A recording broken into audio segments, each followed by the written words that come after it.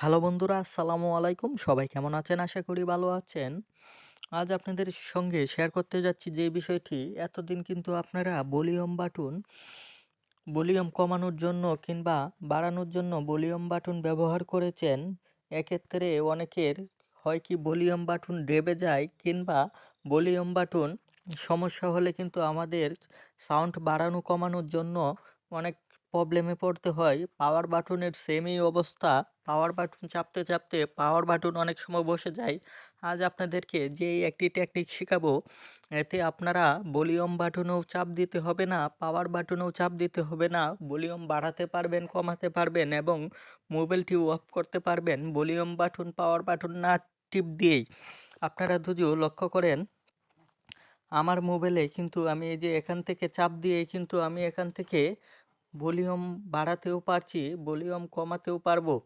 এখান থেকে আমরা ভলিউম কমাতে পারছি কিংবা ভলিউম বাড়াতে পারছি। আবার যদি লক্ষ্য করেন, এখান থেকে কিন্তু আমরা স্ক্রিনশট নিতে পারছি। দেখতেই পাচ্ছেন যে চাপ দিলেই কিন্তু স্ক্রিনশটটি অটোমেটিক স্ক্রিনশট হয়ে যাচ্ছে। আবার যে নিচে লক্ষ্য করবেন মানুষ চিহ্নটি রয়েছে, এখানে চাপ দেওয়ার পরেই কিন্তু আমার এই সেটিংসটি চলে আসছে। এখান থেকে আপনারা চাইলে ভলিউম বাড়াতে পারবেন, কমাতে পারবেন, এমনকি ব্রাইটনেস বাড়াতে পারবেন, কমাতে পারবেন, এমনকি মোবাইলটি অফও করতে পারবেন। এখানে চাপ দিলেই কিন্তু আপনাদের দেখতেই পাচ্ছেন মোবাইল অফ করার অপশনটি চলে আসছে। তাহলে এই সেটিংসটি আমরা কিভাবে করব, চলেন জেনে আসি। খুব সহজেই আমরা কিন্তু এই সেটিংসটি করতে পারবো। ভিডিওটিতে যদি লাইক না করে থাকেন তাহলে একটি লাইক করে দেন। এর জন্য আমরা প্রথমেই আমাদের সেটিংসে চলে আসবো। সেটিংসে চলে আসার পর আমরা নিচে একটু চলে আসবো। নিচে চলে আসার পর আপনারা এখান থেকে খুঁজে নেবেন এডিশনাল সেটিংস। আপনারা দেখতেই পাচ্ছেন আমি এডিশনাল সেটিংসে চাপ দিলাম। চাপ দেওয়ার পর একটু নিচে চলে আসবো। নিচে চলে আসার পর দেখতেই পাচ্ছেন অ্যাক্সেবিলিটি সেটিংসটি খুঁজে বের করবেন। তারপর অ্যাক্সেবিলিটি সেটিংসে প্রবেশ করার পর আপনারা একটু নিচে চলে আসবেন। নিচে চলে আসার পর দেখতেই পাচ্ছেন অ্যাক্সেবিলিটি মিনুতে চলে আসার পর উপরে যে অপশনটি দেখতে পাচ্ছেন শর্টকাট অপশনটি যদি এখানে অফ থাকবে, এখান থেকে আপনি এটা অন করে দিবেন। এখান থেকে অন করে দেওয়ার পরে আপনারা নিচে কিন্তু দেখতে পাচ্ছেন মানুষের মতন একটি চিহ্ন চলে এসেছে। এই মানুষের মতন একটি চিহ্ন চলে আসার পরেই কিন্তু আপনার কাজটি হয়ে গেছে। আপনারা যদি এখন মানুষের মতো চিহ্নটিতে চাপ দেন তাহলেই কিন্তু দেখতে পারবেন আপনার যেই অপশনটি চালু করতে চাচ্ছেন সেই অপশনটি কিন্তু চালু হয়ে যাবে। আপনারা এভাবেই কিন্তু খুব সহজে পাওয়ার বাটন, ভলিউম বাটন ছাড়াও কিন্তু আপনারা মোবাইলের সমস্ত কাজ করে নিতে পারবেন।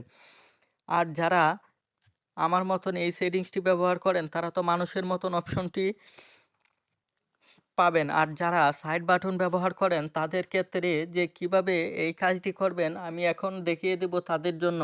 ধরেন আমি সেটিংসে চলে আসলাম। সেটিংসে চলে আসার পর আমি এখান থেকে সাইড বাটন অপশনটি চালু করব। সাইড বাটন অপশনটি চালু করার জন্য আমি এখানে নাভিগেশন অপশনটিতে চলে আসব। নাভিগেশন অপশনটিতে চলে আসার পর আমি যদি সাইড বাটন অপশনটি চালু করি তাহলে দেখতেই পারবেন আপনারা সাইড বাটন অপশনটি আমি এখান থেকে চালু করে দিয়েছি। চালু করে দেওয়ার পর আমি যে এই অপশনটি এখন চালু করছি, যে আপনারা দেখতেই পাচ্ছেন নিচ থেকে যদি আমি 2 আঙ্গুলে উপরের দিকে চাপ দেই তাহলেই কিন্তু এই অপশনটি চলে আসবে। আপনারা আবার দেখেন যে আমি আবার আপনাদের দেখাই যে আমি নিচ থেকে যদি 2 আঙ্গুলে উপরের দিকে টান দেই তাহলে কিন্তু এই অপশনটি চলে আসবে। যারা সাইড বাটন ব্যবহার করেন তারা কিন্তু এই অপশনটি সেমভাবে চালু করে আপনারা এভাবে খুঁজে পাবেন যে এভাবে নিচ থেকে 2 আঙ্গুলে চাপ দিতেই কিন্তু আপনারা এই অপশনটি চালু করতে পারবেন এবং এই অপশনটি পাওয়ার পর আপনারা কিন্তু সেমভাবে ব্যবহার করতে পারবেন। সেমভাবে কিন্তু এই অপশনটি ব্যবহার করতে পারবেন। ভিডিওটি যদি আপনার উপকারে এসে থাকে তাহলে আমাদের চ্যানেলটি সাবস্ক্রাইব করে আমাদের পাশে থাকবেন। ধন্যবাদ।